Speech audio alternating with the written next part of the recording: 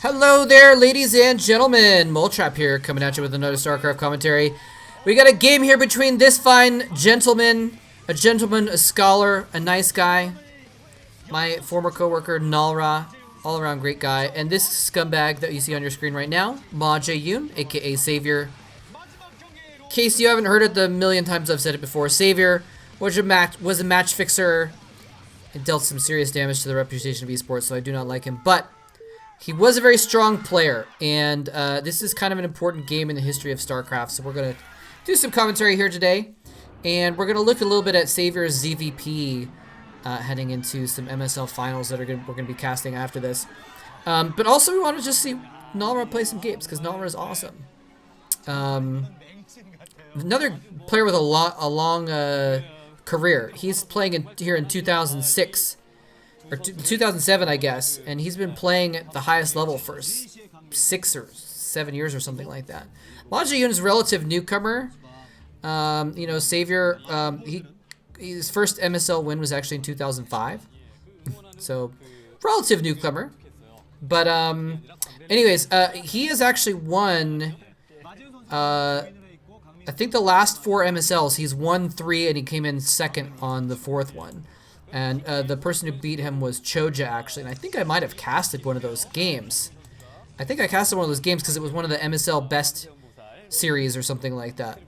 So, but in any case, there's a little bit of history here too because, as I said, Savior's won 3 of the last 4 MSLs. But the previous one to this was the Pringles Season 2. And the one before that was the Pringles Season 1. And that was in 2006.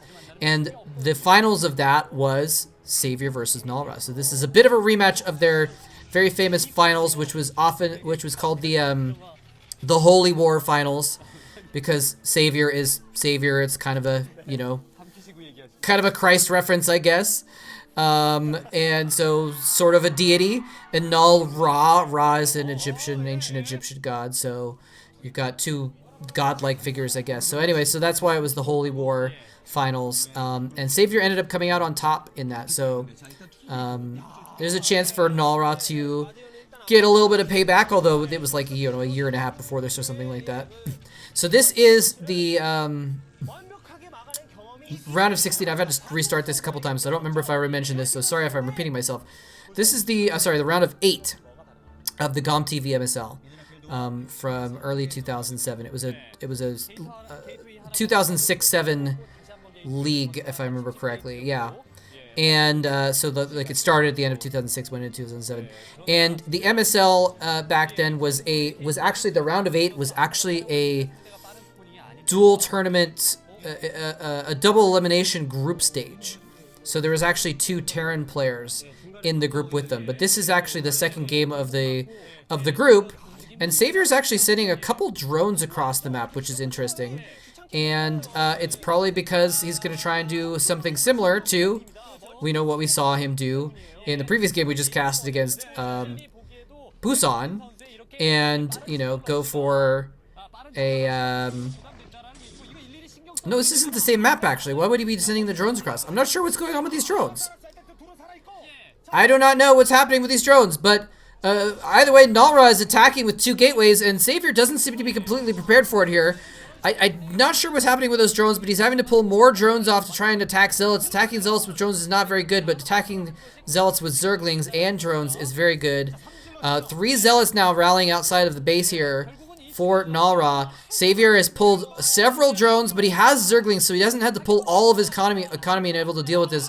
The Sunken Colony is being morphed, so he just has to buy a little bit more time for that Sunken to come up, and then he will have completed his defense. And Nalra's like, all right, well, you know what? Peace out.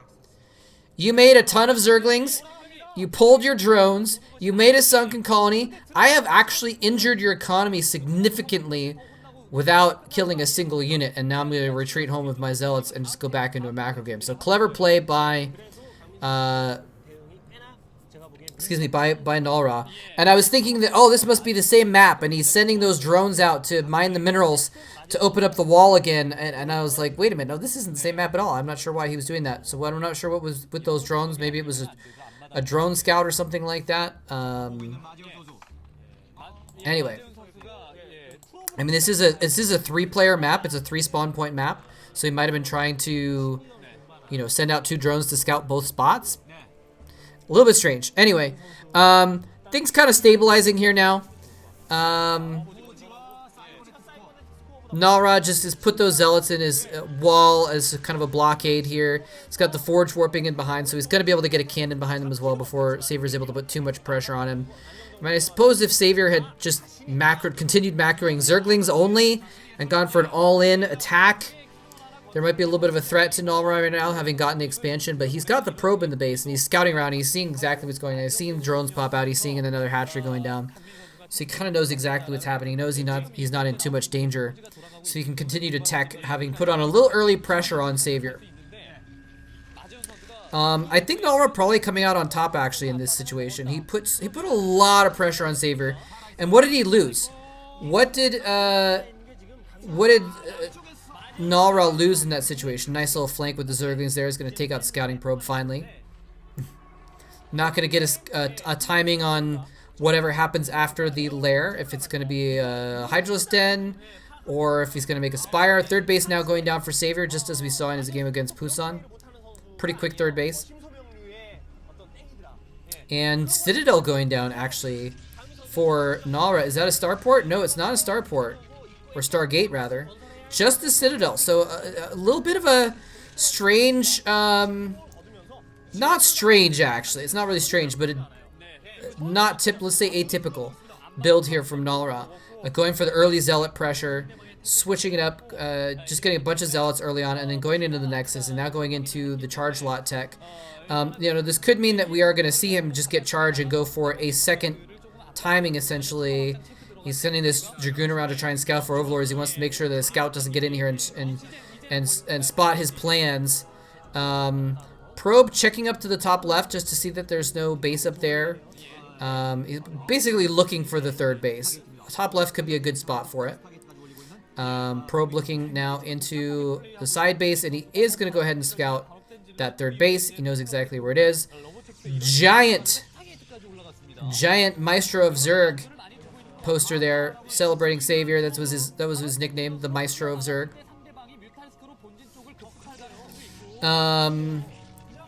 Any case, yeah, so we might see a little bit of a timing attack here from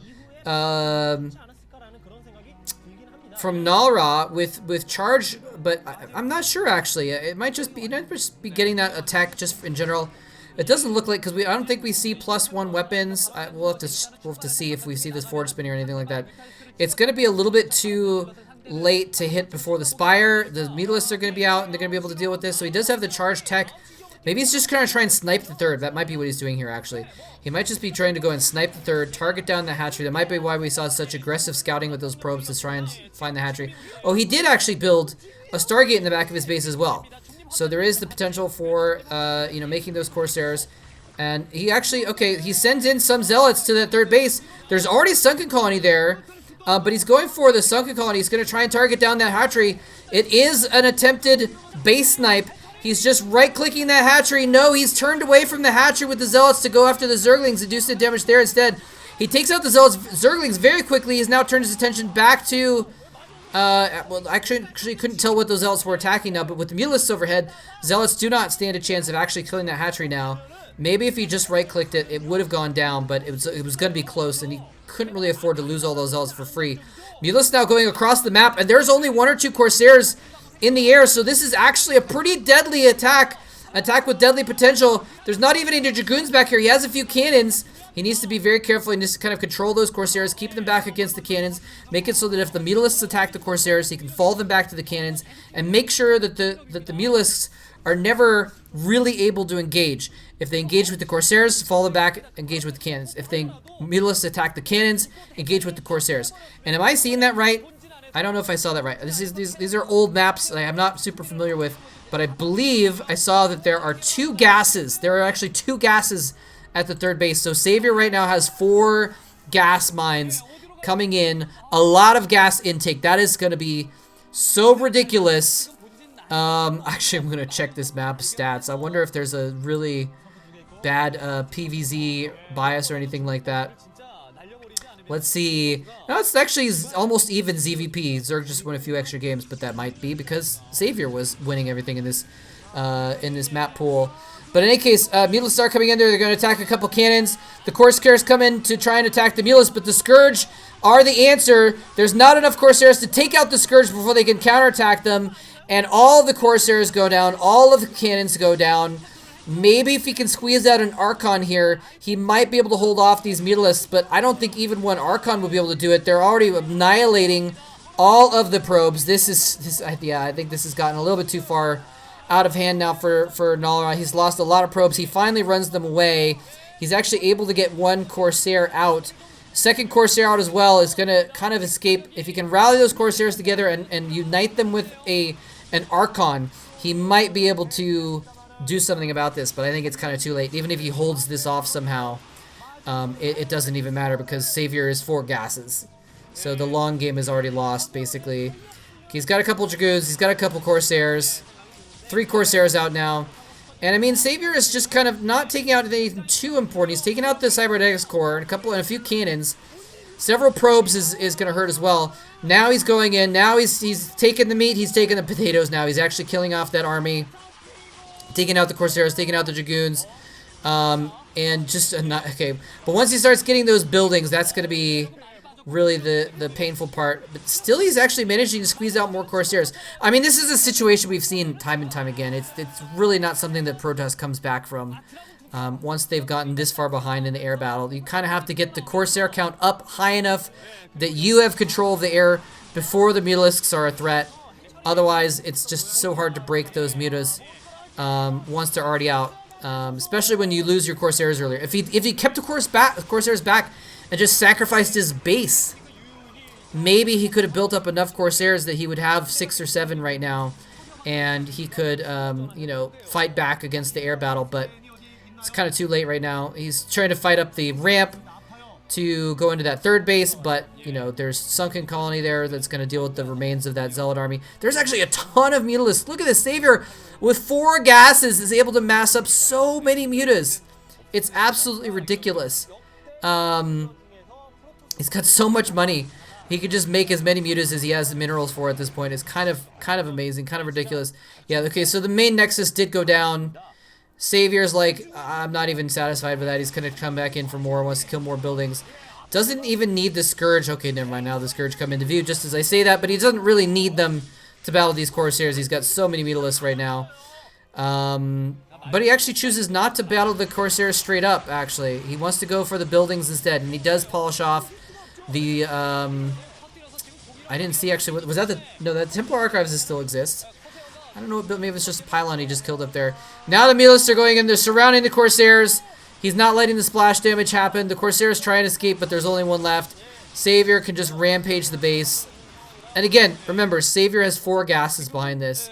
There's just no way that, even if somehow Nalra managed to kill all those mutas, he's so far behind economically that it doesn't actually matter. There's the GG coming from Nalra. So, you know, kind of a weird map, so hard to really tell a lot about the style from that game since it was kind of a weird situation. But, you know, Nalra is not out of it, by the way. This was game 2, and Nalra actually, let me just double check here. Spoilers, I guess, for this MSL, but I wasn't planning on casting the whole MSL. But Nalra does actually emerge from this group, and he does actually get to the semifinals of this Star League. Even though he lost to Savior in this game, he goes on and he beats, let me just double check here. He beats, let's see, he beats Justin and Zealous, and he does actually get out of the group. So you guys can see what kind of stuff I watch on YouTube by what it recommends here. So what is this? Why is it recommending algorithm? I actually do watch a lot of nerdy math videos, like mathematics, theoretical math videos and stuff like that. So that's why that is. This is probably music down here in the bottom right. Yeah. Lo-fi. I don't know why the Simpsons are such a big deal for lo-fi videos, but anyway. Pay no attention to my search history, which as you can see is actually still mostly StarCraft. as of late at least. All right. Anyways, hope you guys enjoyed it. Thanks very much for watching, and we're gonna see Bisu versus Savior from the finals of this Star League. It's gonna be the next games I'm gonna cast, so look forward to that. Should be fun to watch. All right, thanks for watching. GG. Take care, and I'll see you next time.